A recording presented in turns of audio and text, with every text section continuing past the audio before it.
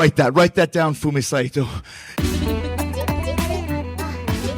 Hello from Burbank, California. Thank you for joining us. Another episode, Write That Down, on Fight Game Media Network. I'm Justin Knipper, writer for FightGameMedia.com, staff writer, WrestlingObserver.com. I also work for Pro Wrestling Noah, Cyberfight Incorporated. Yes, we're back with the one and only Mr. Fumi Saito. New episode this week. What we got going on for you this week? We're talking about the illustrious, inspirational, intriguing, controversial career of Paul Heyman, Paulie Dangerously. Very interesting figure, very important figure. Some love him, some hate him. Wrestling would be very, very different without him, though, regardless of what you think of him. It's just the way it is.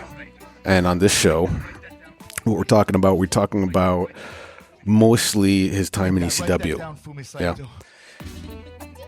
We talk about his early career, hanging out at Studio 54, getting body slammed by Scott Hall, working with the original Midnight Express, Memphis, Eddie Gilbert, Missy Hyatt. We talk about the Dangerous Alliance in WCW. But we spend a lot of time talking about ECW, which this year marks 30 years since its original inception. And I can tell you that, at least indirectly, I probably wouldn't be doing this without ECW. And I think a lot of people that were around during that time caught that bug and have that spirit. Not a good or bad thing, it's just a definite thing that happened during the mid to late 90s.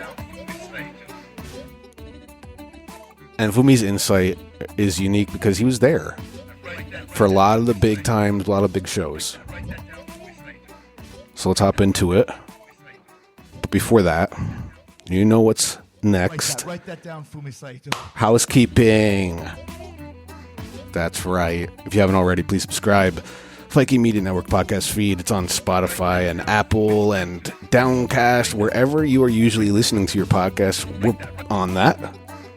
Please hit the subscribe button. It helps us out very much. And that is enough out of me. Let's just hop right in because this is a really cool episode. Paul Heyman and ECW. Write that down.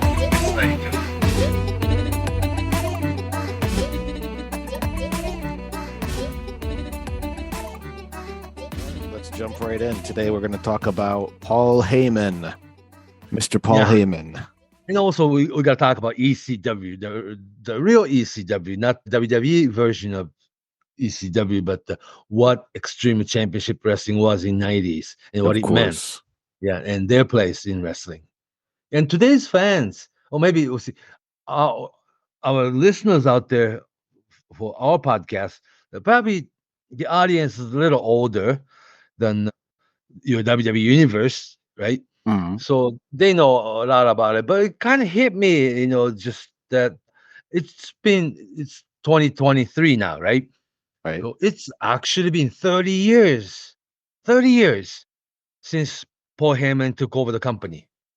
That's pretty wild. Ooh, 30 years. 30 years. Yeah, it was it was the 1993. It was Eastern Championship Wrestling in Philadelphia, and the booker producer was Eddie Gilbert, and something late Eddie Gilbert. That something happened, and then Paul Heyman was called in and said, "You want to come over and run the card?" And that was, he was for the first time he was allowed to be very, very creative. See, Paul Heyman goes back actually longer than that. That he was involved in wrestling when he was like 14, 15 years old. Did you know that? Wow. Yeah. So, from the magazines, from the photo. Yes. Photographer. Now today's the equivalent would be your wrestling website or somebody doing your own podcast or something. It would like have that, right? to be, right? Yeah. Back then, it was a fanzine that you do your own bulletin. Yeah. Yeah, create your own magazine. For the local territory or for the regions around where you live, you can cover that because the shipping and handling isn't that expensive. Or you can go And national. you run the photocopy, Xerox, we used to call it. Xerox, yep.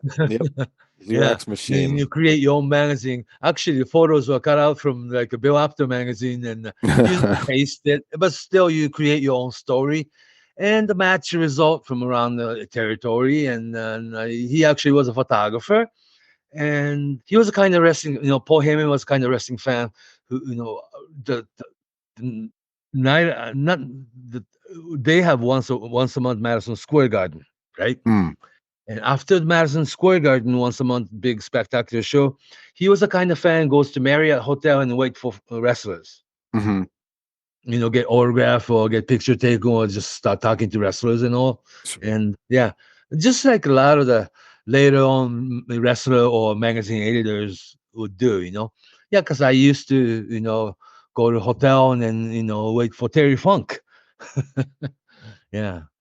When I was a little kid, not a little kid, but like 10th grade. Yeah. Sure. Yeah. So Paul Heyman was like that. And also, when he was 19, he was staff, like a semi-producer at the famous nightclub called Studio 54, Disco. Of course, the legendary, infamous Studio 54. Yeah, Studio 54. Yeah, that they made movie out of that, That's right, yeah. Yeah. So he was actually there, like such a city, the Manhattan, New York City guy, Yeah, for context, if you're not familiar with Studio 54, it was a famous disco club in the late 70s, early 80s, and at one point it was the ultimate hot spot for celebrities, athletes, politicians. Everybody was there. So if Paul Heyman was also there, he was rubbing shoulders with a lot of important people, I'm sure. Right, and also younger people, like a very what would be the word that younger models or the actor wannabe, Yeah, or young trendsetters. somebody who wanna be discovered there. Yeah, Ambition. All of the people that want to make it in New York City, you got to be seen at this Studio 54. Yeah, so it was interesting. So he was there and he worked there. And also there's a famous photo, Paul Heyman with lots of hair, right? Of course, he was like 18, 19. The photo taken with Lou Albano and Freddie Blassie and Grand Wizard of Wrestling. Legend managers, right? Mm-hmm. And, yeah. And also he was friend with Bam Bam Bigelow before neither of them were in the business. Goes back like 85, 86. Yeah. Okay. Mm-hmm. And actually he wanted to start somewhere, yeah. And New York Independent, of course. And there was a time back in 1987, Paul Heyman came down to Tampa, Florida to be trained. Wanted to be manager, but there's nobody trained manager then that you go to practice just like wrestler. And also the ones who didn't make it as a wrestler, you could almost be manager, right? Like right. You manage. But nobody wanted to be manager to start with. But the people like the Hiro Matsuda put him in the ring, actually. Did you know that? That the first day at practice, young Scott Hall gave young Paul Heyman power slam on that ring canvas. And they thought they killed him. power slamming, 180-pound, 18, 19-year-old Paul Heyman. Young Scott Hall did it. Power slammed, boom, on the mat. So they wanted him to quit that day, right? But he came back, much like 5-6 years earlier, they wanted Hulk Hogan to quit, right? So Hiro Matsuda stretched him, but he came back the next day. So they decided to train him. So so he traveled all the way from New York to Tampa to be, of course, being involved, but just to put your foot in the door, and it was the right thing. Yeah. And also when Bigelow went to Tennessee, he was there too. Then he met with Jerry Lawler and original Midnight Express, like Dennis Condrey and Randy Rose. Not the Bobby Eaton and Stan Lane or Dennis Condrey, but the original Midnight Express was Dennis Condrey and Randy Rhoads then. Yeah. And also met with Eddie Gilbert and Missy Hyatt at the time. Yeah. Mhm. Then he finally found his way to NWA Crockett promotion. Yeah. Before he was in WCW. And they even had this original Midnight Express against New Midnight Express program. Mm. hmm And what was interesting was that when he went to Tennessee and Dallas, Paul Heyman met Meme Mark Callis at the time, who would be the Undertaker a decade later. Not a decade, but like 5-6 years later. So they met. That the Paul Heyman met all these people before they were like superstars. Interesting, huh? It's interesting how it all circled back to their beginnings, you know. Yeah, so he had AWA run too. AWA, in like a last leg. Not the Minneapolis AWA anymore, but they were running Las Vegas Showboat. The ESPN that they were just doing TV, and it was like probably today's audience don't know the word, that the syndication TV thing. Right. Yeah. And actually, Paul Heyman had his cell phone, like mobile phone thing, before anybody had cell phone. Remember that the cell phone or that the mobile phone used to be as big as your walkie-talkie? Oh, bigger. It was it was kind of like a gray block. Yeah. Oh, yeah. And then a shoulder bag too, to carry your battery or something. Yeah. Mhm. Or amplifier or something. I think what it signified was, especially back then, no one had cellular phone like that. So it was a nice way to set him apart from. Yeah, and then that was his New York yuppie image. Yes. Yeah. Yes, exactly. Total New Yorker. And he used that cellular phone for foreign object. Yeah. Mm-hmm. And so to met those people. And also by 1990, he was signed with WCW, early WCW, like younger Rick Rude, Steve Austin, before he was stunning Steve Austin, Medusa, of course, Arn Anderson, the very first incarnation of Dangerous Alliance when Paul Heyman was Paul E. Dangerously. Yeah. That's right. What a name. Huh? Yeah. Then so Bounce, the WCW management didn't really, like people like Jim Ward and, like people from WC, and that more about the Ted Turner TV producer type, that they didn't really respect wrestling managers, right? That's right. The same problem Jim Cornette had to face, and he left. And the Paul Heyman, they didn't really recognize his real talent there. I mean, what's so good about Wrestling Manager, right? That they just didn't take Wrestling Manager too seriously. It was about the wrestlers and TV producers. But the Paul came up with a lot of ideas then. Yeah. Then, but the broken heart, I guess he was like going, and he came back to East Coast again. And September of '93, ECW, then Eastern Championship Wrestling with Todd Gordon. And they basically asked him to run the show, after they had a falling out with Eddie Gilbert. That's when he brought his Dirty Dozen. Dirty Dozen. Yeah. Paul is a whole bunch of East Coast independent guys that nobody knew about. But one by one, Paul started giving them character and gimmick and storyline, and pretty soon that they didn't become Extreme Championship Wrestling until following year. But the 93 and 90, beginning of 94, Paul Heyman really start making things, like start creating things. See, when you talk about Dudley Brothers, you would think, it's a Bubba and Devon, right? But the original Dudley was Dudley. Dudley, yes. Yeah. And like 5 other Dudleys were there, and of course Dances with Dudley. Yeah. Big Dick Dudley, and of course Spike Dudley, and a little bit later on, yeah. A little bit later on, that's right. Sign Guy Dudley. 911. 911 was in the circle. Sure. Yeah, and also that Raven showed up, dressed up just like Raven. You see, Scotty, he was a Scotty the Body, Scotty Flamingo, with WWF, he was Johnny Polo falling up.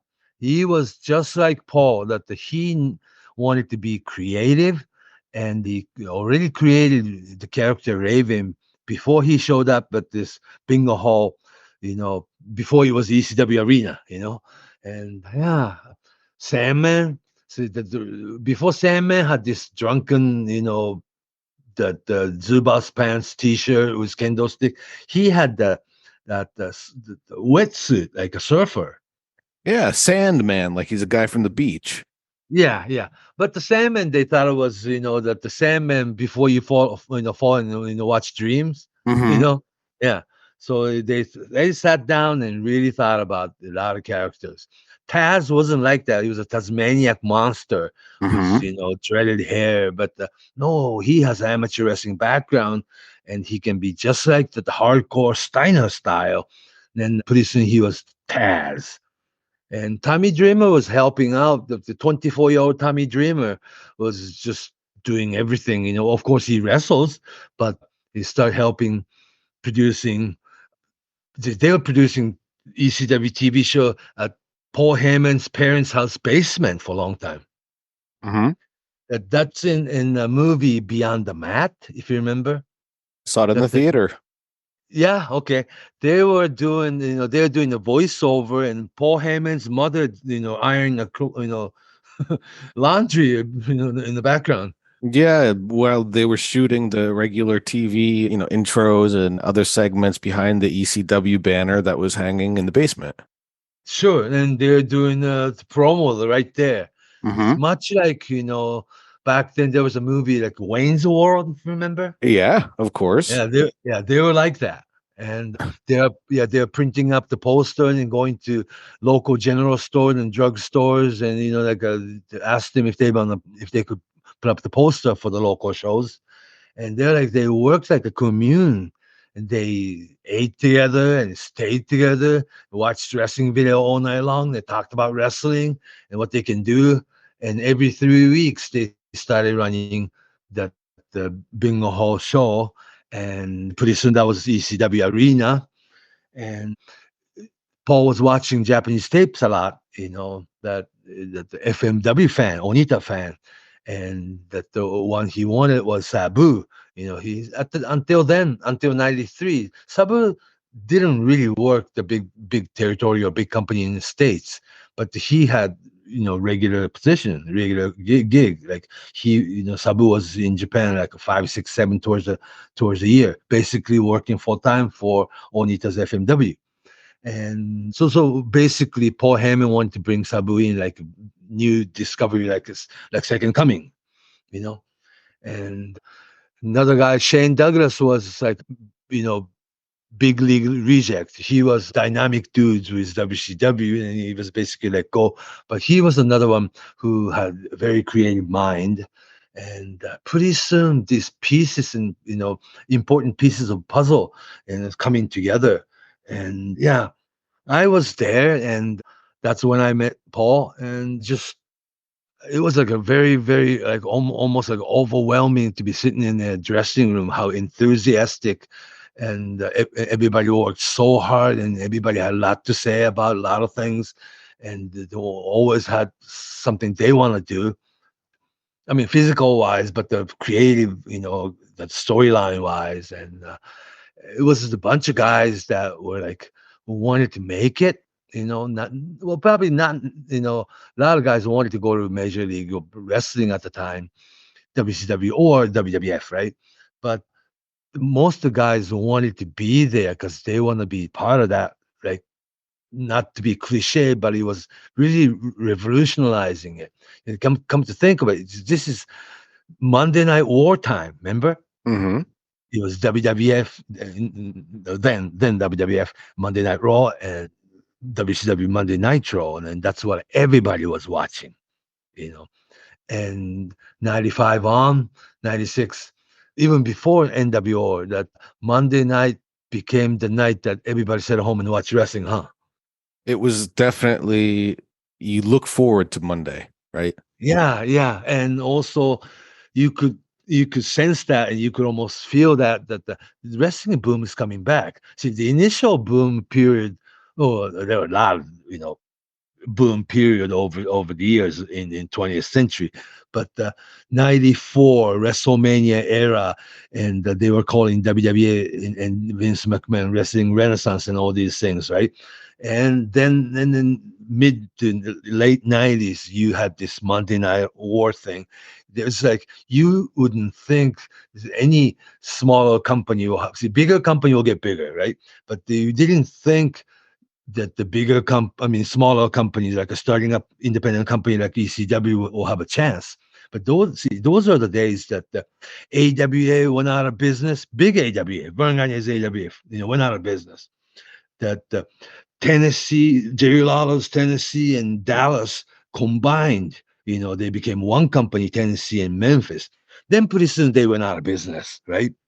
And all these territory really died out, and it was really the two big major company era, WWE and WWE and WCW. But the Paul really believed in what they can do in that. Of course, started out as pretty niche, and the theme was niche too. Because first it was hardcore revolution, right? Hmm. And also, until then, almost forgotten legend, but they revived the living legend of professional wrestling. They brought in 53-year-old Terry Funk to be their like moral leader, Hmm. and the guru. Yeah. That was, and you could tell that by watching that the movie Beyond the Mat, huh? Hmm. Very much so. That was, Yeah, yeah. yeah. And it was like almost like revival, basically Terry Funk's final huge run in America. Well, actually, he went, he joined WCW a little bit, and even went to WWE, WWF as a Chainsaw Charlie a little bit later on. Yeah. Hmm. But as a living legend, Texas Bronco, that your icon Terry Funk had his like very final big huge run, like believable run with ECW, and Paul Heyman really asked Terry Funk to be part of that thing, and you needed a moral leader, not just a bunch of new guys in independent. This early ECW really needed Terry Funk. Hmm. Does that make sense? Oh yeah. Yeah, and then right before that, actually, Terry Funk and Sabu had worked against each other in all these no-name independent company around states. Wherever they went, it was Terry Funk against Sabu, just like a one-man main event kind of thing. And they brought the package together, and both Terry Funk and Sabu were there. Yeah. And it was like a pretty soon. I believed in it, and like I said, the Paul Heyman was watching a lot of Japanese video, right? Hmm. That's he was watching New Japan tapes. They brought in Chris Benoit and Eddie Guerrero and Dean Malenko when none of the company wanted him. You know what I'm Hmm. saying? Hmm. He was a junior heavyweight guy, you know. And Benoit was Wild Pegasus with New Japan, and Eddie Guerrero with in costume Black Tiger, and Dean Malenko was Dean Malenko, and they had just best matches on tape. And let's bring them to Philadelphia as they are. And of course, Too Cold Scorpio. Yeah. It's like the people he watched on Japanese video was brought in between their Japanese tours. And also younger Rey Mysterio and Psychosis, Hmm. before big company wanted him. Have them do what they can do, like your Lucha Libre style, that they're so innovative, and also the relatively smaller guys, right? Not relatively, but the very smaller guys. Up until then, in Mexican luchador, in American turf, you got to be mil maskers, heavyweight Mexicans, right? Oh yeah. It Yeah. was very uncommon at the time in America. Yeah, yeah, 170-pound guys, 165-pound guys. Yeah. And yeah, but if you bring package together, not just Rey Mysterio, but his opponent, Psychosis, with them, you know. And if you remember, okay, we're gonna fast forward this a little bit. Then they start bringing this really like this very loyal. They were calling, some people are calling it cult audience, but the people were driving in from different states just to get to, every in third week ECW Arena match. The place only holds what the 1,300, 1,400 Mm. max. Yeah. Yeah, and people are driving in from different states, and just so they want to be part of that thing. And every time they had ECW Arena show, pretty soon they start calling it ECW Arena. They brought in new guys. See, if you remember, Rob Van Dam, he was, I mean, the ECW was the first place that they gave Rob Van Dam any chance. Hmm. Oh, for that matter, I remember this phone conversation with Paul that, like in 94, early 94, it's like, do you know Chris Jericho? Of course I know Chris Jericho. Yeah, it's like he hasn't been exposed in American audience yet. Mm. It's all over Japanese tapes. You know what I'm saying? Right. That he worked Tenru's WAR full time and also had that the program is New Japan, and you can really see the early Chris Jericho in Japanese tapes. We got to remember, this is like a VHS era, that decade before the internet, right? Mm. But tape trading between these hardcore fans was a thing. And have you seen All Japan Women's tape? Have you seen New Japan Descent tape? Have you seen UWF tape and all these things, that the tapes that come from Japan and American wrestlers, well Canadian for that matter, but he wanted to have Chris Jericho come over to Philadelphia. Mhm. Yeah. The only place Chris worked was like in America until then was Smoky Mountain, Jim Cornette's. Very similar group. Short run, though. Short lived. But yes, Chris Jericho and Lance Storm as sudden death. Sudden impact. They drove over to Kentucky, area, and then they worked Jim Cornette's Smoky Mountain a little bit. But that company didn't last. Then the talented one went to Japan. And then Paul, one by one, start discovering these exceptionally talented, charismatic one that the big two company hasn't discovered yet. And Chris Jericho was on his way to ECW. Pretty soon, though, when you become like a hit with ECW audience at the ECW Arena, WCW want them. They took Rey Mysterio, that they took Chris Jericho, they took Raven, Sam, and all these guys that was just like just making their names with ECW. They got signed away. Oh, of course, before Chris Jericho and Rey Mysterio, Benoit, Dean Malenko, Eddie Guerrero, they all went to WCW. Mm. And the mentality, the mindset back then was that you need to go to WCW first, then go to WWF. Then you'll be even bigger. Mm. Does that make sense? That's the thinking, huh? Yeah, that was a pattern. Yeah, because if we went to from ECW to WWF, you'll be pretty much the opening match guy. That was also kind of what ECW was about, in that it was a place for wrestlers that at the time couldn't get on television. They could get a lot more time and bigger chances at ECW. But you have to be actually good. Be good. Well, of course. But this applies to, more of the people that didn't get a fair shake. Yeah.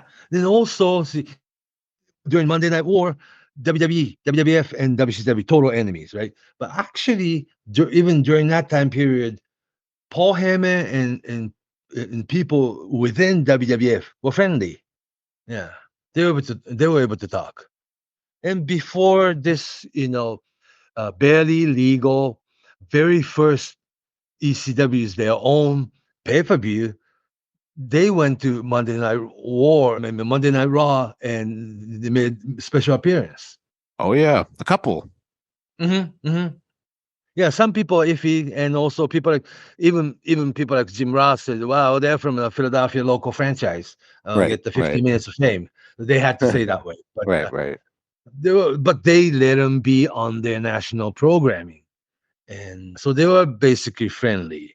And WWE even liked the fact that they created Blue World Order, you know, Mm-hmm. BWO, when WCW was running the NWO seriously. And there's a little bit of a parody of that. And they respected Paul's creativity. Yeah. It was an alternative product. It was very different from WCW and WWF were different as well, but it felt like here's the mainstream big leagues and ECW is like the alternative grunge band of the time. Yeah, you had a lot of alternative bands like Offspring, the Pearl Jam, the yeah, Nirvana, of course, and the music was just like a rock and roll theme almost. It felt like that. Hmm. So it's okay to be a little bit of like that the production wasn't as you can't be. The production wasn't as good as WWF, of course not, because they're producing their own TV show, but they can produce such good music out of your garage kind of feeling. Mm-hmm. Yeah. It was unique. Yeah, I really, really believed it. And the Japanese company like IWA Japan and FMW, of course, they stopped, working, more and more and working together with ECW. And Paul and his crew brought the whole, the group of the ECW superstars into FMW tour, and they taped matches in Japan, and they made it look like ECW had Japan tour. Actually, Right. it was FMW show though, but yeah, because I remember because I did the opening of the show, if I That's right. remember. Yeah, because Those it was like, I yeah, remember seeing those on television and they made it feel like a big, big, big deal on ECW TV in America.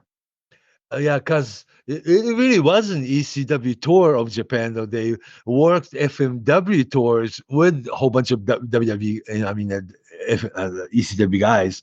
But Paul was so smart that they brought all kinds of different footage from FMW and they let them use that. They didn't have this explosion Bob Dwyer match or anything like that while they were there, but they brought Onita tape over and they made it look like they had that there.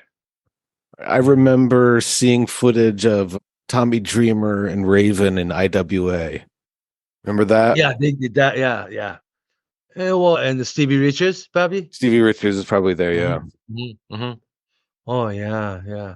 But they had like a total of like a 3 tours, and they made it seem a lot bigger than that.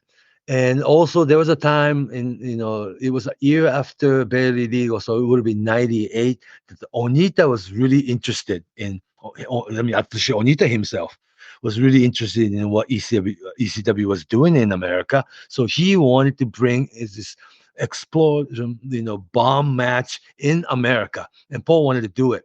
But there was like a regulation about fireworks and other things and licensing in states of New York, and they had to be in a certain area where you can use firework, and there's a license and the permission from fire department, fire marshal. All these things was way too complicated. You know what I'm saying?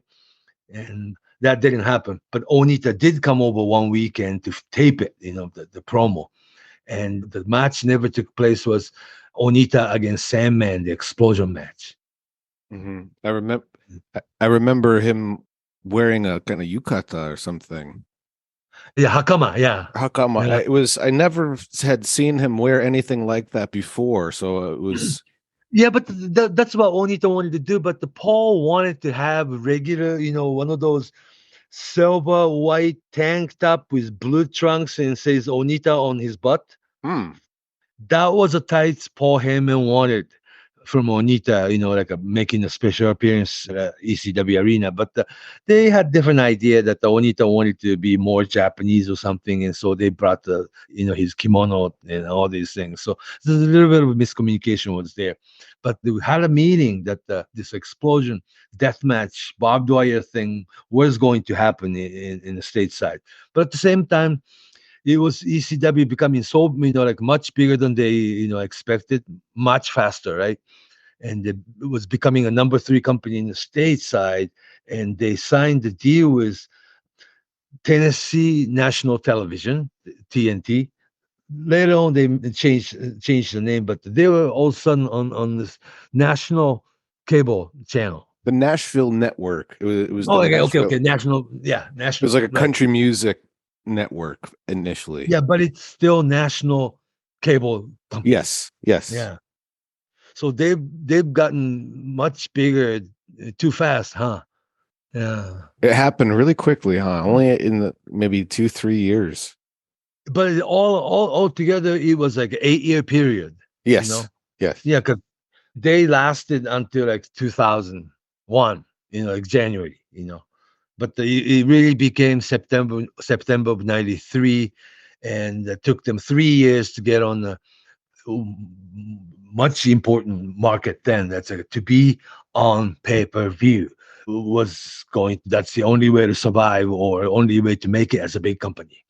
And they were saying that once you get on this regular pay-per-view market 4 times a year, you're not going to need WWE kind of thing. And they were almost going to make it. Yeah. Before the internet, though. Right. Or as the internet was in its early development. Yeah, but the not moving image. No, not like streaming images, but it should be noted that ECW was one of the early companies to embrace the internet and internet related technology and media approach. Yeah. But not everybody had a laptop yet, though. You know what I'm saying? No, it wasn't that common. Right. Let alone smartphone, But it was like that. And what was so interesting was that Paul was always playing with the idea that like one night, he and I sat down and he was like, he wants to create a tag team that he kick out everything at the count of 1. You know what? This guy would kick out every move at the count of 1, not even solid 2 count. Nobody has done it, right? I mean, like something that come up with something that nobody has seen. Have you seen anybody that got any cover, any attempt fall, the pinfall, this guy kicks out at the count of 1 instead of 2? I've never seen someone do that consistently throughout a match. As a character. No, I think it would be pretty exhausting, to be honest with you. Yeah, I mean, to create a tough guy, though. To create a tough guy, but yes. I've never seen anything like that as a gimmick. And also, what Sandman was doing at the time was that they had this like a false count anywhere type brawl all over the building and back to the ring, right?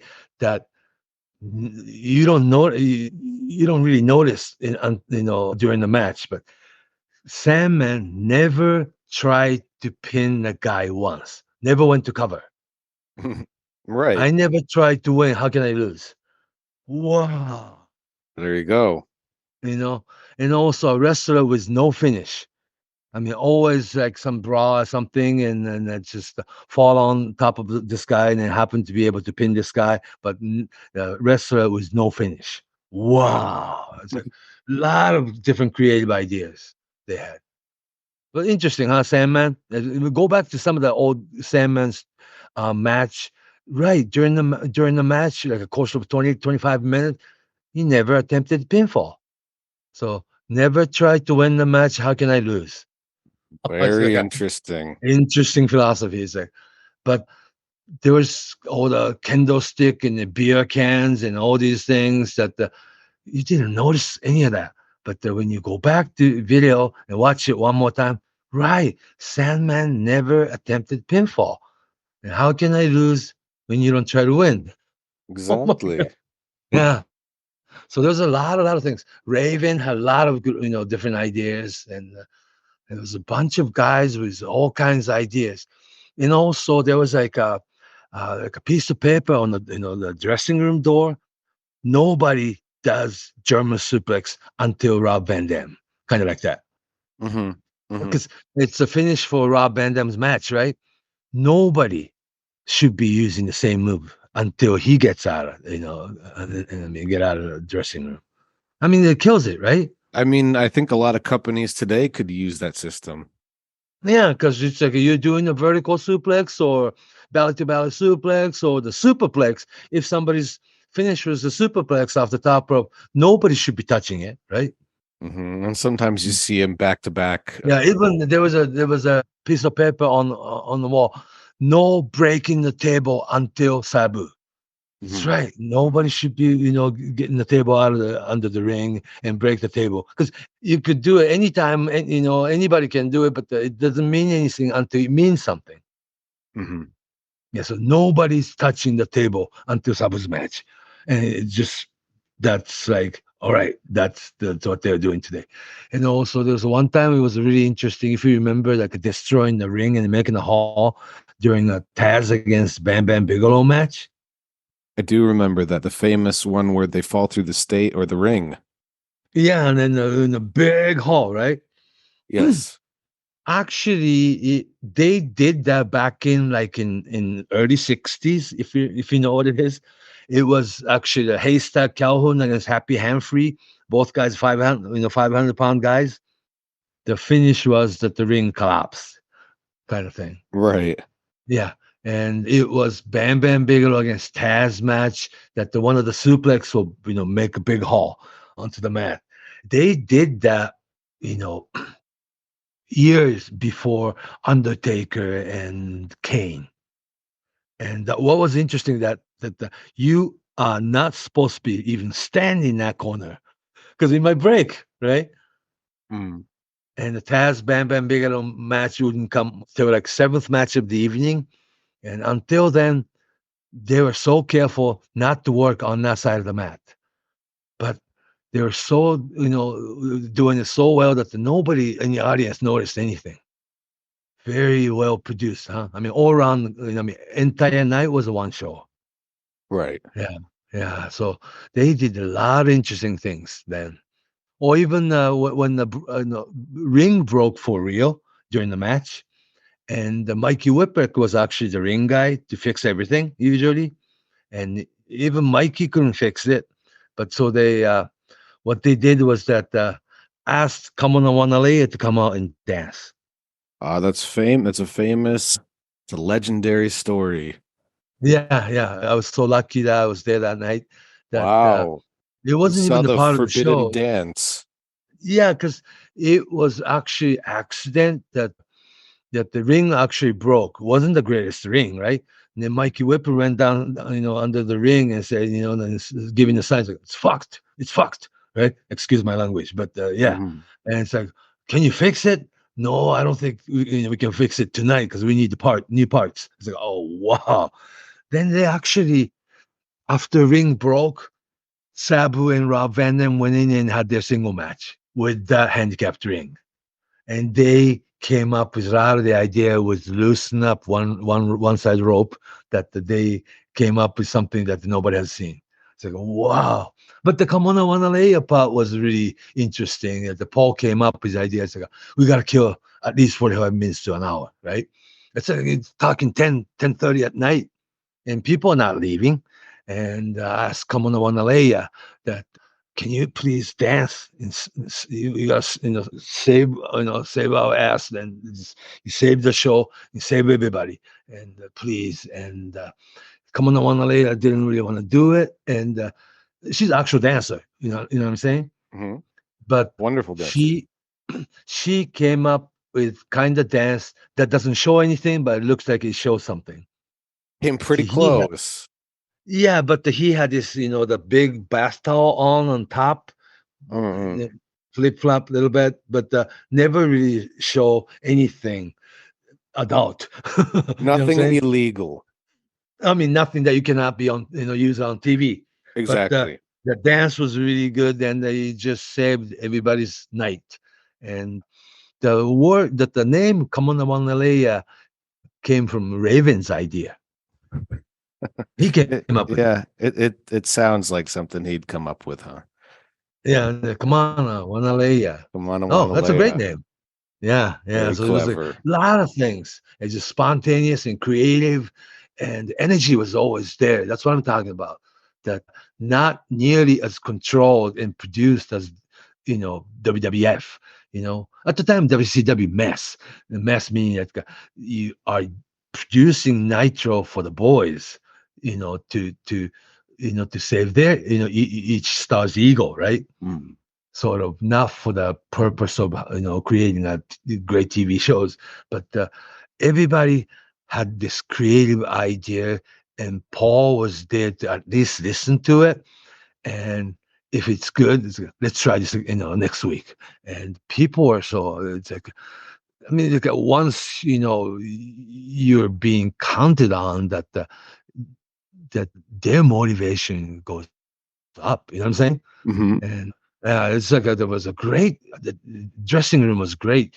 So when you walk into this ECW Arena's dressing room, like at 4 o'clock in the afternoon, it's like you're talking about like 5 hours before the show starts. 3 o'clock, 4 o'clock, they're already there. They're cutting woods and trees, and they're building foreign object for the night. Yeah, it's like, wow. It's like, and also there's a spot for Terry Funk, and they sit, and one by one, the wrestler come, and may I sit sit here, and they sit right next to Terry Funk and talk about 15, 20 minutes, just anything. They'll always have questions that they wanted to ask Terry Funk, and Terry Funk will answer you. You know what I'm saying?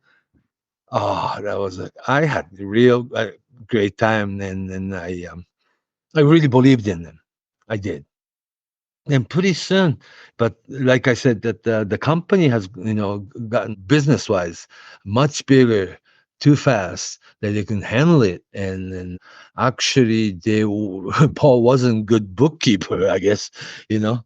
And yeah, so it was like they just kind of start falling apart. And I guess Paul decided to let it die. Oh, of course, Tajiri was there. He witnessed pretty much everything. Yeah. And And during Masato all, Tanaka, if you remember. Yeah. oh yeah, too. Mike Awesome, Masato Tanaka. Yeah. Yeah. So they were brought in. And pretty soon, that the WCW wanted him, that Mike Awesome. And all these guys who've gotten bigger, and had their place in WCW was pretty soon, distant, like aim to be signed away by WCW. It was like they weren't feeding them, but they wanted to sign them away. But Paul said, if you get a big contract with WCW, take it. This is your chance. Because at the time, WCW, they were signing guys. It was like okay, what was the deal? So I got a 350, I got a 400, I got a 500. Wow, that's a big contract, right? A lot of money going around. Yeah. Yeah, yeah. I mean, 350 meaning like 350,000, 400 mean 400,000, 500. Are you making $500,000 with that guy? It's like, wow. It's like, you go there, you sign, and half the time they didn't even work Nitro. Right. Some people didn't even work the whole month. Yeah, and then go to town and get on the red eye Friday on late Friday, Monday night, come right home. Hmm. Hmm. Yeah, that would kill a company, huh? And during all this time too with ECW, this is when that cable deal was taking place, right before when all the bookkeeping and other issues started to kick in. Yeah, yeah. Yeah. So just to get the timeline right, and just to I remember when that show got canceled, it felt different, felt ominous. Yeah, it sounded like end of a short era, huh? Kind of, yeah. Yeah, well, they officially closed shop in April 2001. Yeah, but pretty soon, Paul himself was signed as a color commentator for Monday Night Raw, sitting there with Jim Ross himself. Yeah. So they wanted him. Not everybody from former ECW, but yeah, they wanted to have Paul Heyman as commentator and also part of the producer, production. Yeah. Mhm. Then it took them another 4 years, 2005, if you remember. 2004 then, One Night Stand. Oh yeah. Yep. Yeah, they brought the Queens. entire old-fashioned original ECW back to your Manhattan Center. And it was that real deal, true to ECW spirit kind of show. Yeah, and then they let Sandman be Sandman. Mhm. During during that period, Rob Van Dam finally became WWE champion, beating John Cena. Short period of time, but it was like very revolutionary. Very much so. Very But when exciting. when they returned WWE version of ECW as a third brand, it wasn't the same. It was just in name. It was similar, but it was a different issue. It was a different story. Yeah, It and was, like yeah. people like Big Show, or Christian holding ECW title with different design belts and all that. Yeah, It just felt but like another. they did bring in younger CM Punk in that in the puck. Mhm. Yeah, so that there was some good in it, but it was already 15 years ago. And like we said at the beginning of this in episode 93, when Paul took over Eastern Championship Wrestling, and following year made it ECW, but the Extreme Championship Wrestling, also worked in conjunction with his late Dennis Caruso's NWA. He created the new NWA, National Wrestling Alliance, revived the NWA World Heavyweight title, and Shane Douglas won it. And the very same night, at the end of the show, they dumped the belt and made ECW World title. Yeah, that was interesting, huh? That was a kind of famous promo after Douglas and Too Cold Scorpio had that match for the vacant title. Yeah, And that's where that, like we said, the extreme came up into it. until that night, even Paul Heyman wanted to revive this old-fashioned NWA, but then quickly realized, but that's like borrowing authority, figure name that NWA is no more. That the winning NWA back is fine, but to dump it in the middle of the ring right after and create ECW into their new World Heavyweight Championship. That was the whole idea. He didn't come up with it until like a night before that. Hmm. Yeah. But that's when real hardcore ECW audience started believing that like a real revolution. Yeah, it became such 90s championship instead of borrowing something famous from 70s. Does that make sense? It was new. It was definitely contrite and unique, and it felt special. It Yeah, was yeah, it was a third option. yeah, and believable option at that. Mm-hmm. Yeah, and also shortly after ECW went down for real, that the guys who worked under Paul Heyman created ROH. Today, well, not today's AEW ROH, but the original Ring of Honor at the Right. same building, ECW Arena. Younger guys, yeah. And And how many today's wrestler went through that ROH? many, Yeah. many, many. Mm-hmm. So I think it just has this historical connection to just like 90 to late 90s into 2000 and ECW, and almost like a sequel to ECW, that Ring of Honor was created in Philadelphia, and all these generation younger than the original ECW guys, but the young, the Bryan Danielson, Seth Rollins before Seth Rollins was Seth Rollins, that Kevin Steen, that Kevin Owens was, he was a young 19-year-old Kevin Steen. They all went through ROH, and it's just now it's 20 years later, but I think you really see the connection there. Hmm.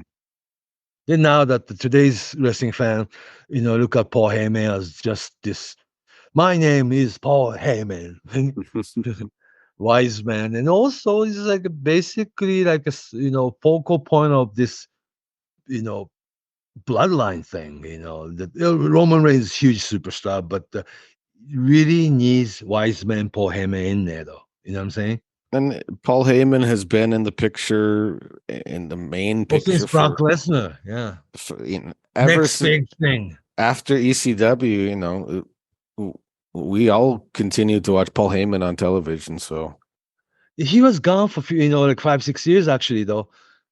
Heyman hustle thing, mm, and when Brock Lesnar basically quit WWE for real and tried UFC, and the Paul Heyman wasn't on camera, UFC television or anything like that, but he was actually there. And that's when Brock Lesnar published his first book, basically published with Paul Heyman's writing. I sent photos from Japan that they didn't want to borrow photos from WWE, but the Japanese magazine had a whole bunch of Brock Lesnar's early pictures from from WWE, but it was in Japan. And then was able to use those photos for Brock Lesnar's books. Then I asked Paul, what's the next? Are you ever gonna come back to traditional pro wrestling? He said, "Of course we will." It was on the plan that Brock Lesnar needed to be UFC superstar in order to come back to WWE as an even bigger star. Oh my gosh, they really did it. very interesting. Very interesting, huh?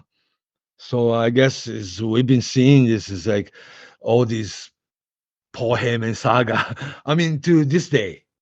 There's a lot to look at. He's offered a lot, and I think so. he's been huge, undeniable part of the business. And also, what you see on TV and what you see backstage are not all that different. Mm. Really. He was very good at blending the reality and He probably doesn't know the difference himself. well, even when he was booking in ECW, I mean, it was he really knew how to tone down the things that weren't good in a wrestler and tune up the highlights. You know what I mean? He could take talent and make them as good as they could be.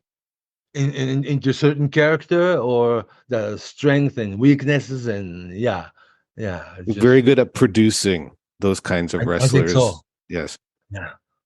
So in that, he's like a wrestler, producer who doesn't take bumps, which he has done, in between. But now that today's audience don't know that side of Paul, it's just so much of this wise man character was today's Monday Night Raw. That his idea has always been pretty real, Mm-hmm. Yeah, that's what I'm saying. And when they're saying like even during this Shield era, Paul Heyman guy, right? Mm-hmm. Yeah, I'm a Paul Heyman guy. Yeah, what is Paul Heyman guy? It's like not on TV, but the Paul Heyman guy meant guys that would be sitting with Paul Heyman backstage talking wrestling. Yeah, Mm-hmm. it really existed. So so I think that this is like still he is still at his peak, Mm-hmm. and Very much so. much older, much wiser, I think, and looks older now. And he doesn't wear his baseball cap or has ponytail or anything like that. He wears his expensive suit and ties, but basically same guy. My last image I have of him is from this weekend. He was involved in that Roman Reigns and whomever else was involved, but I had the image of him. He was holding both the WWE championship belts on his shoulder. So to give you an idea of how influential this man is, that's a pretty simple image to be on top of the game even now, after all these years, more than 30 years. Yeah. And he's really like that. Mm. Yeah. So I really wanted to share, my experience with Paul Heyman this week. Very good. All right. So if people are interested in this, I really recommend checking out that movie Beyond the Mat. Yeah, he's in it a lot. I and think also like a very legal. yes, Oh, which you were there for as well. yeah, yeah. And WrestlePalooza or the early ECW pay-per-views that they were so creative. Yeah. The ones in Dayton, Ohio, what was the name of it? Heat Hayabusa. Wave. Yeah, Hayabusa and Jinsei Shinzaki came in and worked with Sabu and Rob Van Dam. Yeah, didn't you mention one time they actually rode together to the show? From All four Michigan. of them from Michigan. Oh, because they drove. They didn't fly. Wow. But the ECW was the only company that want to bring in Hayabusa and Jinsei Shinzaki as they are, and put them against Sabu and Rob Van Dam. Well, that's like a guarantee, very creative match, huh? Mm-hmm. Kind of like a dream match. Yeah, I think so. So Paul's always been like that because they're producing, matches he want to watch. Exactly. Yeah. So it's still a number one fan kind of thing. Very Yeah, I feel interesting. like he's very connected. So I think so. Yeah. So if people have questions or comments or anything like that, how can we reach you online? On Twitter at Fumihiko Dayo, Fumihiko Dayo, Fumihiko Dayo, or just Fumi Saito on Facebook. Please message me first. And on Twitter, I'm at Justin M. Knipper, Knipper. That's it for this week. Until next time. So long from Tokyo. Write that down, Fumi Saito.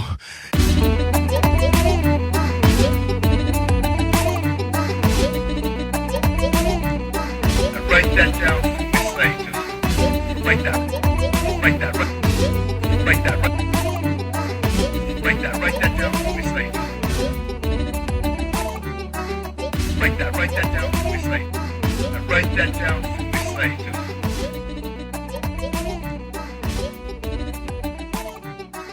Write that down. Saito.